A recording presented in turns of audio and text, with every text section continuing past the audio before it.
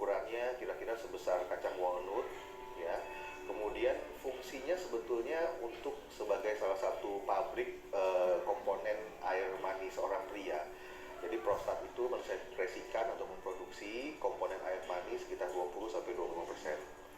Kalau kita bicara mengenai gangguan prostat, ada beberapa hal yang bisa terjadi atau membuat masalah ya.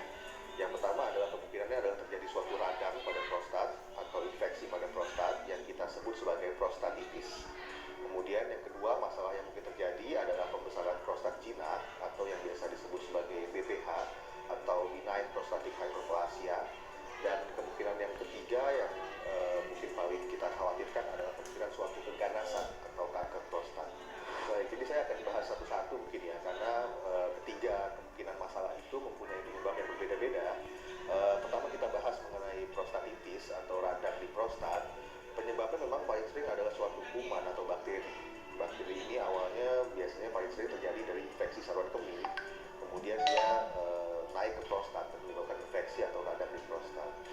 Kemudian bicara mengenai pembesaran prostat jinak atau BPH atau BPH, memang penyebabnya adalah proses aging ya, aging atau penuaan, di mana seorang pria memproduksi terus-menerus hormon testosteron atau androgen. Kemudian pada saat seorang pria berusia lanjut di atas 40 atau 50 tahun mulai menimbulkan masalah. Prostatnya mulai membesar dan mulai menekan saluran kemih seorang pria. Itu penyebabnya. Jadi pada masalah yang kedua atau pembesaran prostat jinak, masalahnya penyebabnya adalah karena hormon testosteron.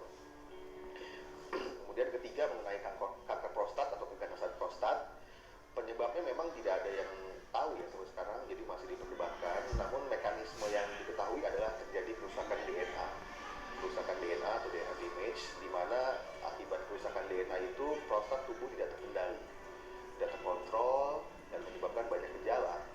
Faktor resikonya, kalau kita bicara faktor resiko kanker prostat ada banyak, gitu. Antara lain makanan, dikatakan makanan tinggi lemak, kemudian produk-produk dairy atau produk-produk susu, itu menyebabkan atau memicu kerusakan DNA itu lebih cepat.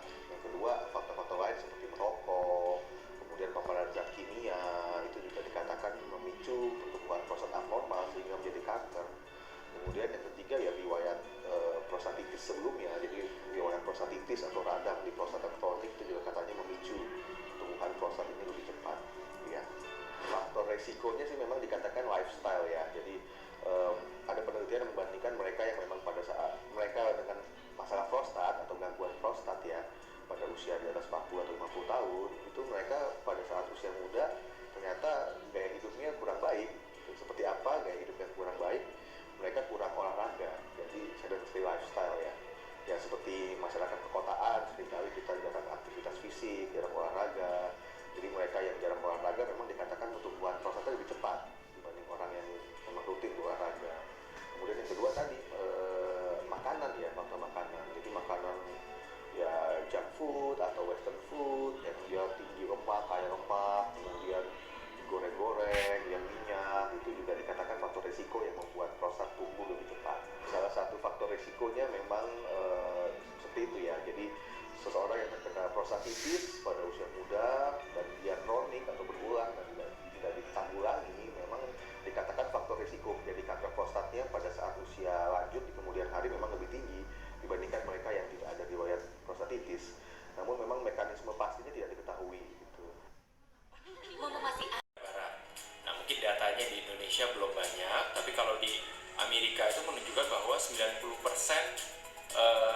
kanker prostat yang datang berobat itu stadium awal, artinya dengan survival rate atau angka kesintasan 5 tahun itu lebih atau sama dengan 100%. Jadi memang besar sekali. Nah, kalau di Asia sendiri insiden kanker prostat itu rata-rata 7,5 orang per 100.000 laki-laki gitu. Nah, di Indonesia itu ada data dari 3 rumah sakit besar, yaitu di Jakarta, Surabaya, dan Bandung selama 8 tahun ya, yang akhirnya itu di 2011. Jadi faktor kanker prostat ini memiliki faktor risiko beberapa yang diketahui dari penelitian bahwa mengefek secara langsung maupun tidak langsung. Nah, yang pertama, yang paling besar faktor resikonya adalah usia.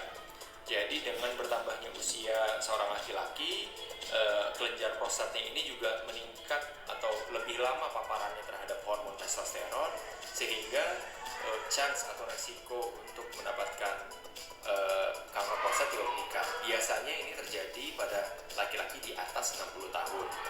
Nah, yang kedua adalah ras gitu. Ditemukan di Amerika bahwa